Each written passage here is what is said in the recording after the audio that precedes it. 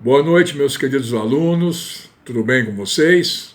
Passaram bem a semana? Espero que todos estejam muito bem e que estejam se cuidando. Na nossa quarta aula virtual, na aula de hoje, falaremos sobre a motricidade humana e a corporeidade na educação física. Vamos começar falando sobre a motricidade humana na educação física. O corpo humano em movimento sempre foi um dos encantos para a educação física, independentemente de em qual contexto esse movimento está sendo executado. Por exemplo, em um jogo recreativo, um ambiente escolar, uma dança ou em esportes de alto rendimento. No entanto, se a compreensão desse movimento for realizada de uma maneira segregada, por exemplo, somente nos aspectos fisiológicos, como a via energética utilizada, ou nos aspectos psicológicos, como a aferição dos níveis de estresse ou ansiedade, será que os resultados dessas variáveis irão expressar de maneira geral e completa a complexidade do movimento? Em muitos casos, a educação física acaba por ter uma visão reducionista do homem em movimento, sem o entendimento das necessidades do corpo ou do ser humano em movimento, excluindo a complexidade de um ser e reduzindo-o apenas a um corpo físico, desconsiderando os aspectos psicológico, cultural, econômico e político, ou seja, sem uma interação complexa e interdependente desses elementos. Na obra do filósofo português Manuel Sérgio, intitulada Motricidade Humana, uma ciência do homem, a motricidade emerge como um sinal da corporeidade de quem está no mundo para algum objetivo. Com esse pensamento, o movimento está relacionado a um entendimento de uma interação com o mundo, assim como o mundo interage com o corpo sujeito, que é um ser complexo. Sérgio relata que não estou diante do meu corpo, eu estou no meu corpo, sou o meu corpo. Com isso, tem-se a ideia de uma linha complexa entre componentes internos, por exemplo, o sistema nervoso, e componentes externos, como a cultura, que é captada a partir de experiências do sujeito, conferindo desse modo uma intencionalidade a esse indivíduo. Com isso, a motricidade revela a intencionalidade operante do homem ao se movimentar. A motricidade revela a intencionalidade operante do homem ao se movimentar, com sentido e conteúdo, relacionada à existência do ser humano, que tem como objetivo sempre se superar, e não apenas se submeter a uma mera reprodução de movimentos pré-estabelecidos. Com esse pressuposto, a motricidade irá evidenciar a busca pela superação de algo que interessa o sujeito, que é particular de cada indivíduo, sendo a busca por um rendimento máximo, seja ele físico, motor, etc., apenas um dos seus possíveis focos. A educação física não pode observar o corpo somente como uma estrutura composta de músculos, esqueleto e articulações, que compõem o sistema locomotor.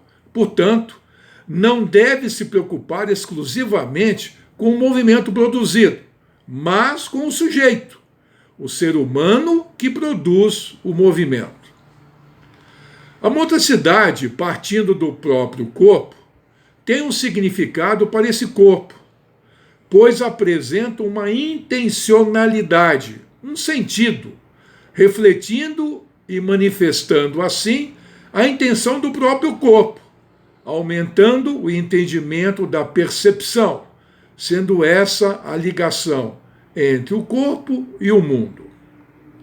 Dessa forma, a motricidade é muito mais que um organismo composto de um conjunto de conceitos. Ela é o homem integral em movimento, expressando sua corporeidade nos belos movimentos corporais, sempre com intencionalidade, em consonância com o mundo, se relacionando com as coisas e inserindo o ser humano em um processo construtivo.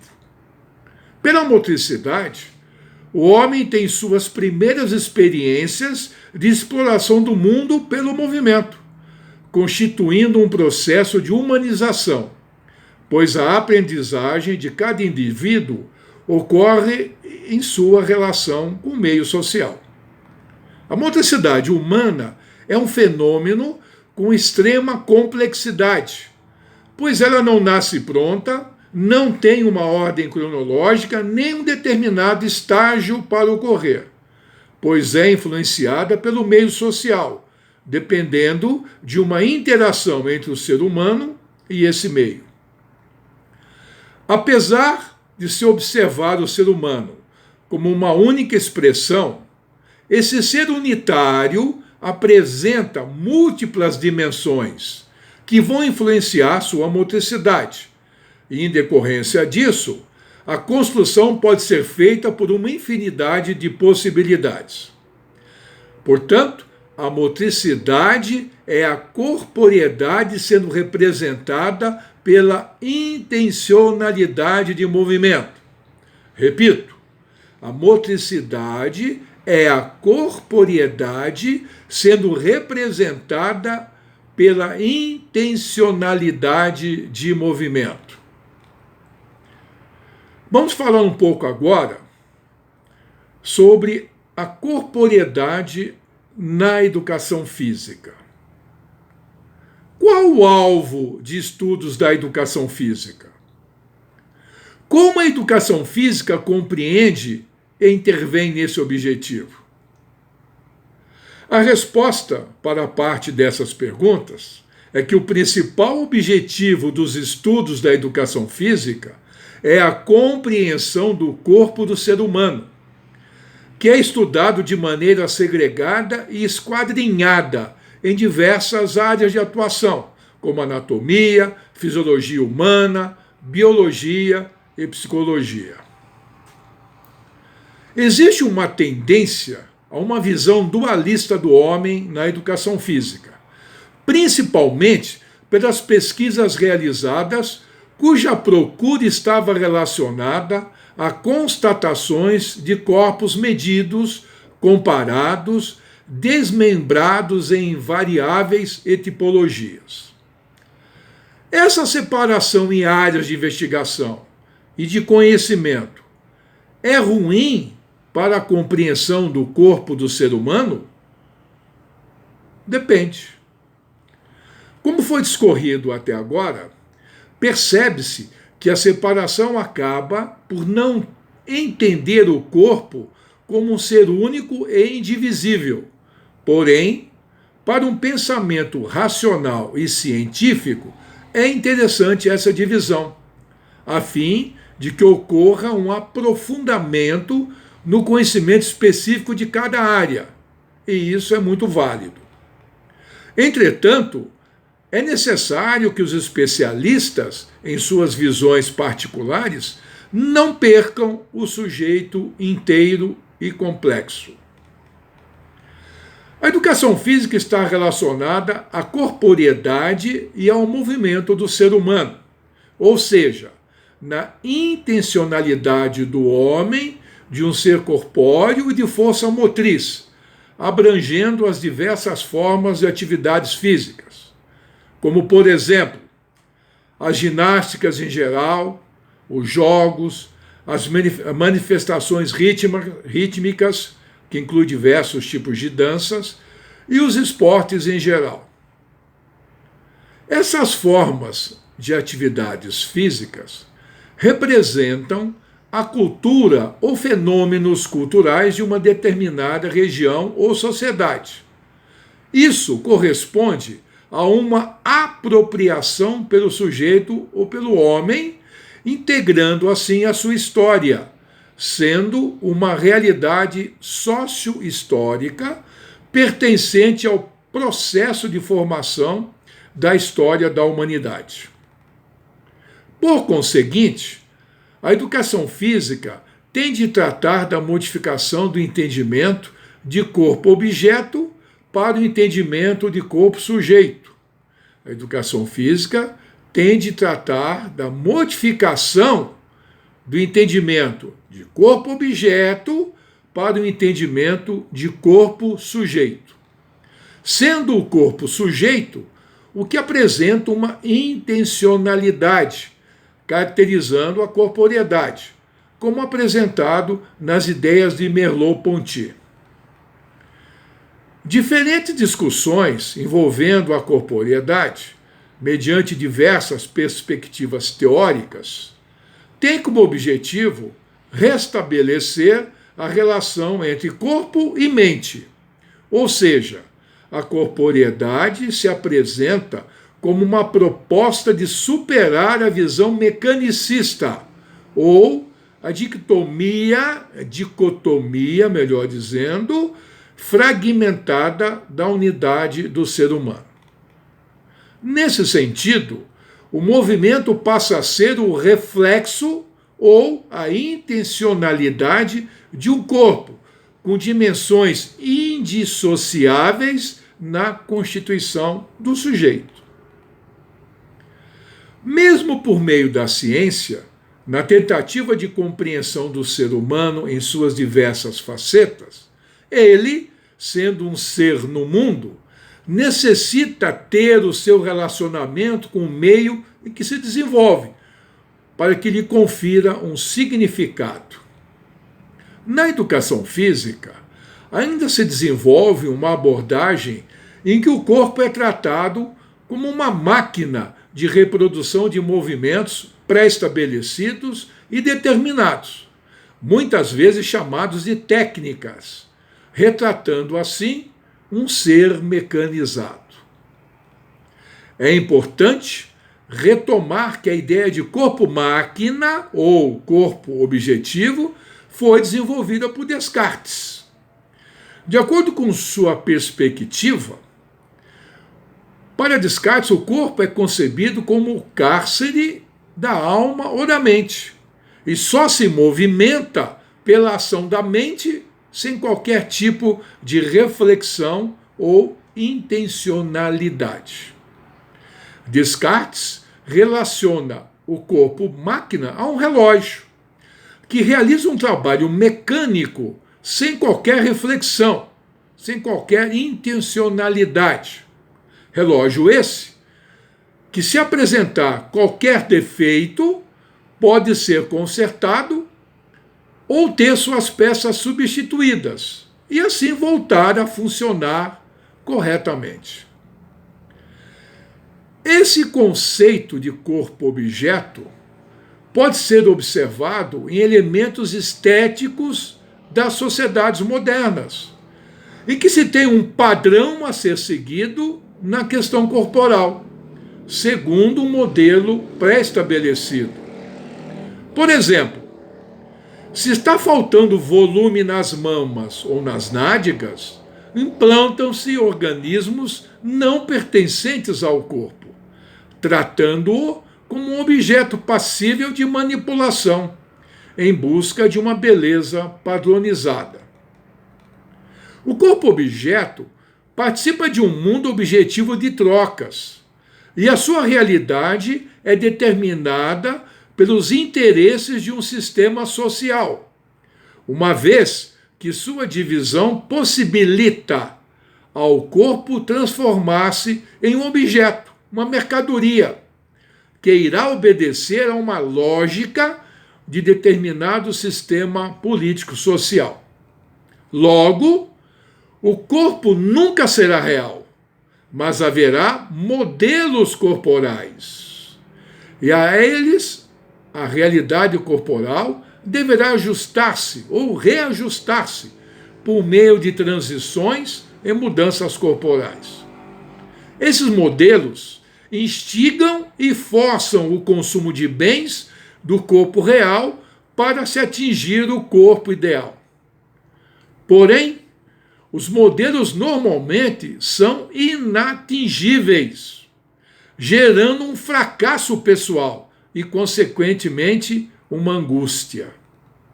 Desse modo, o corpo-máquina ou corpo-objeto é conhecido e trabalhado em seus mínimos detalhes e mecanismos, manipulando suas partes, ajustando, moldando e ditando seu funcionamento. Outra vertente da educação física situa-se no aspecto de algumas de suas abordagens estarem atreladas a características biológicas do ser humano, cujo foco é a preocupação com a manutenção da saúde corporal e do máximo desempenho, ou seja, a conquista de uma aptidão física que está relacionada ao desenvolvimento de capacidades físicas, ao aprimoramento de habilidades motoras e ao desempenho esportivo. Qual a função, os objetivos de se realizar ações sem a reflexão acerca dos motivos que estão envolvidos nessa prática? Por exemplo, correr em volta da quadra ou realizar movimentos pré-estabelecidos de alongamento, sem saber o motivo e as funções desses movimentos, em processos repetitivos e, em alguns casos, até a exaustão. E quando não se conhece, e quando não se consegue obter os resultados esperados, apela-se para o uso de anabolizantes, com o intuito de passar o limite imposto pelo corpo. É o corpo-máquina, por isso mesmo acrítico, que busca, nas academias de ginástica, templos modernos de adoração ao corpo, modelar a massa muscular, espelhado em Rambos ou em atrizes e modelos famosos. Como foi apontado e criticado por Foucault, na concepção de corpo-máquina há ideias do corpo como um corpo dócil, um objeto de poder de outra pessoa, pois esse corpo pode ser manipulado, modelado, treinado, sendo o homem passivo perante o mundo real. E o ato de se obter conhecimento é uma mera adequação à realidade vivente, ou seja, um conformismo. Perante isso, se traz a ideia de um corpo mercadoria, um corpo que pode ser comprado, modificado e trocado, de acordo com as ondas do modismo, da cultura social vigente, em estreita relação com o ideal capitalista atual, que leva as pessoas ao consumo exagerado e desenfreado.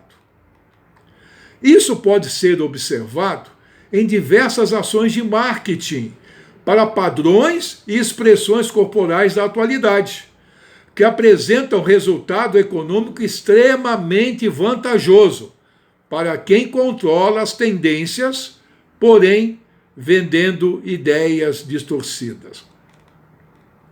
A noção de um corpo mercadoria, que vive de ideias e padrões pré-estabelecidos pela cultura social em voga, tem afetado o corpo e a corporeidade dos indivíduos de uma maneira danosa e prejudicial.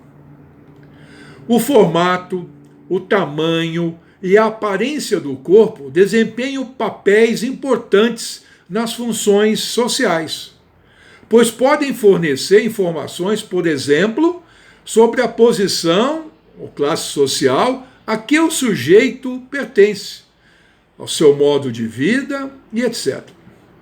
No decorrer do século XX, principalmente após 1960, o padrão vem se alterando.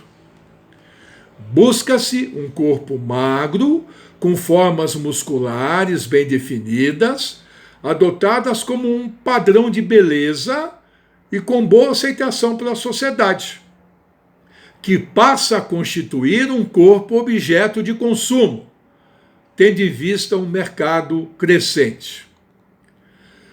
Tal busca pelo padrão de corpo ditado pela sociedade pode acarretar alguns problemas, como uma visão deturpada da imagem corporal, que consiste na figura do próprio corpo construída na mente da pessoa, em relação ao tamanho, à imagem e às formas corporais.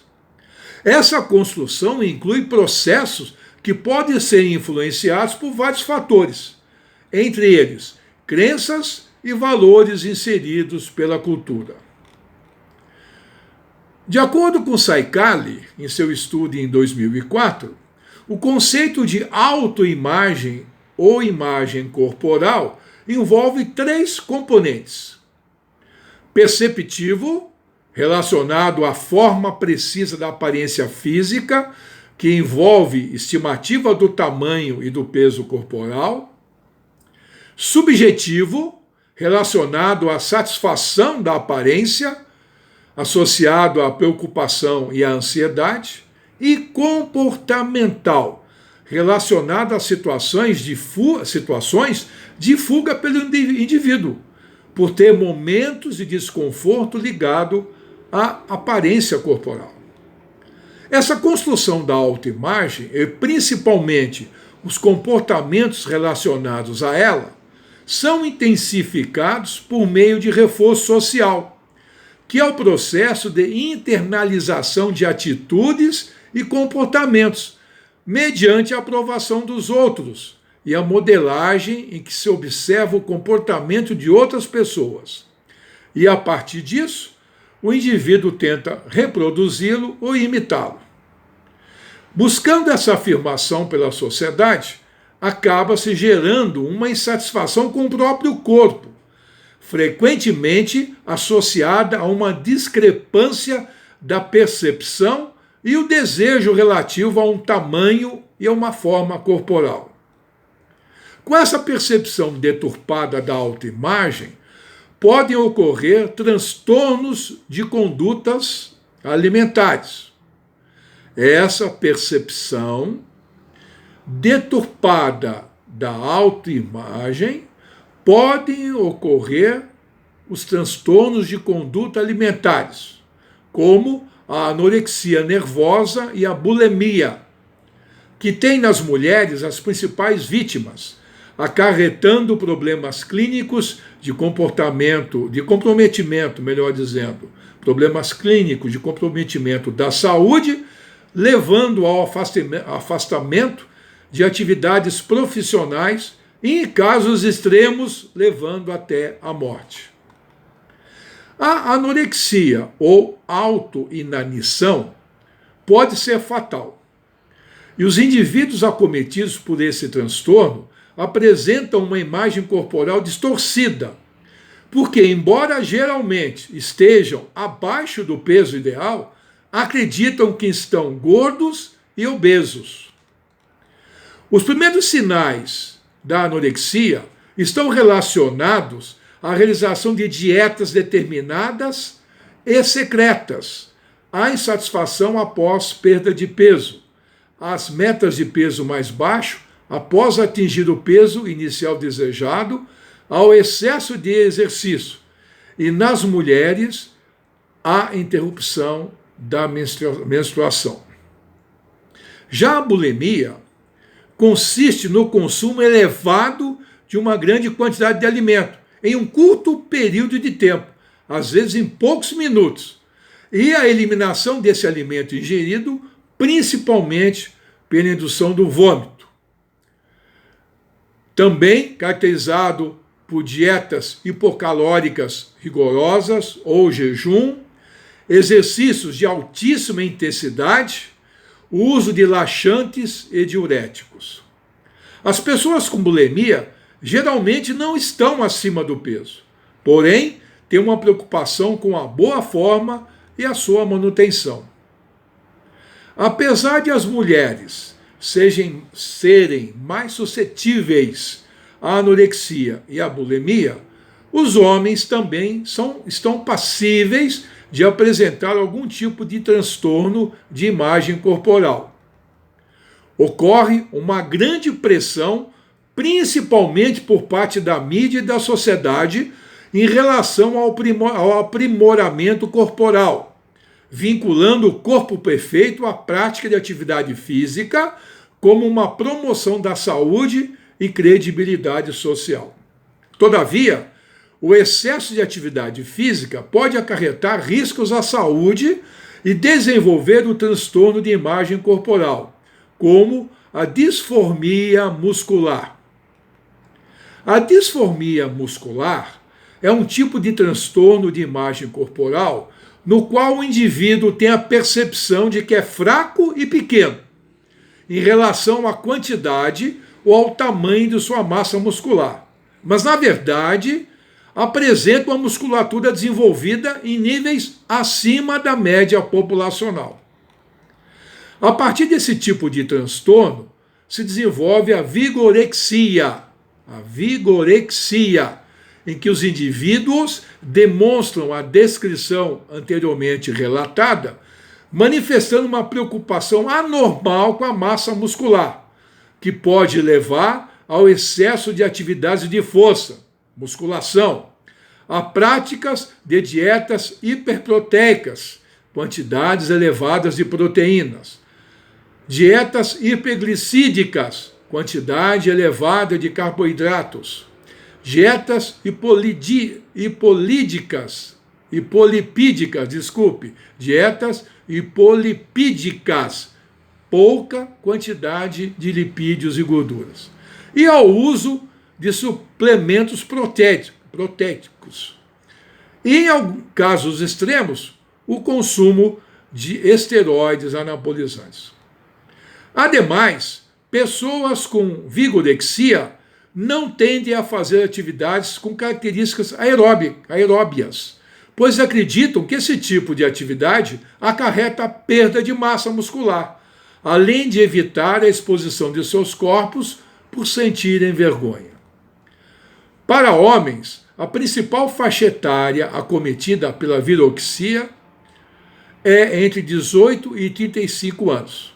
Porém, as mulheres que realizam atividades esportivas, principalmente musculação, de forma intensa e contínua, sem respeitar as características de descanso e recuperação, com a intenção de aumentar a massa muscular e ter maior definição muscular possível, não se importam com as consequências da rotina de atividade ao sacrificar a vida social, os relacionamentos e o emprego.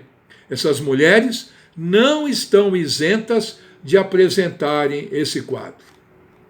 Podemos listar uma série de sinais de uma pessoa com vigorexia, como preocupação frequente de que seu corpo não seja magro e sim musculoso, perda de oportunidades sociais que teria usufruído em outras circunstâncias porque prefere estar na academia, gastar muito dinheiro em alimentos especiais ou suplementos dietéticos para aumentar a sua musculatura, evitar a exposição de seu corpo, principalmente em situação em que outras pessoas possam vê-lo, como piscina, praia e vestiários, realizar atividades físicas em situações de restrição médica ou lesionada e ingerir drogas como anabolizantes.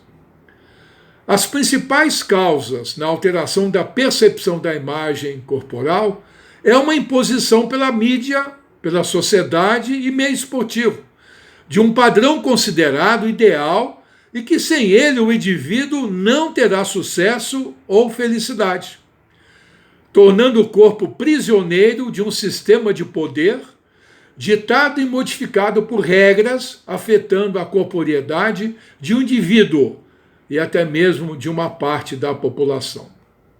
Falar de corporeidade, ou um conceito de corporeidade, é complexo e enganador, pois representa a superação da ideia ou ideal de um corpo mutilado, que foi esquadrinhado, observacional e laboratorialmente, e tem o foco no ser humano integral e completo.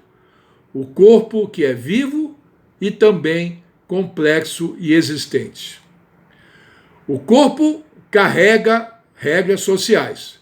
Por isso é importante que durante o processo de educação, o educador, o professor, tenha que conhecer como o corpo do indivíduo funciona, os sistemas corporais. Porém, considerando que o movimento humano é mais do que uma mera junção ou resultado de aspectos fisiológicos ou biomecânicos, ou de um processo de aprendizagem motora. A corporeidade implica a vida e existência do ser que pensa no mundo em que está inserido, pensa no outro e em si, com o intuito de perceber e entender as relações. Assim, reaprende a todo momento a ver a vida e o mundo. Buscar a existencialidade, ver os objetos, tendo a perspectiva de entendê-los e, assim, aprender ou incorporar os mais variados significativos com o maior número possível de perspectivas. A concepção do homem como uma unidade que se relaciona com o mundo permite uma visão e um entendimento mais amplo do ser humano, que pode se tornar um facilitador, trazendo um sentido teórico-prático às diversas especializações ocasionadas pela racionalidade, juntamente com uma conexão entre as diversas ciências que compõem a educação física. Portanto, corporeidade é um conceito aberto, que requer compromisso com a existência. É imprescindível conceber, perceber, viver e conhecer o corpo na educação física, de uma forma individual e coletivamente, tendo como regra de qualificação do gênero humano. Bom, meus queridos alunos, vamos ficando por aqui hoje. Na próxima aula, falaremos sobre o profissional de educação física e a corporeidade. Boa semana e bons estudos e cuide-se. Até a próxima semana.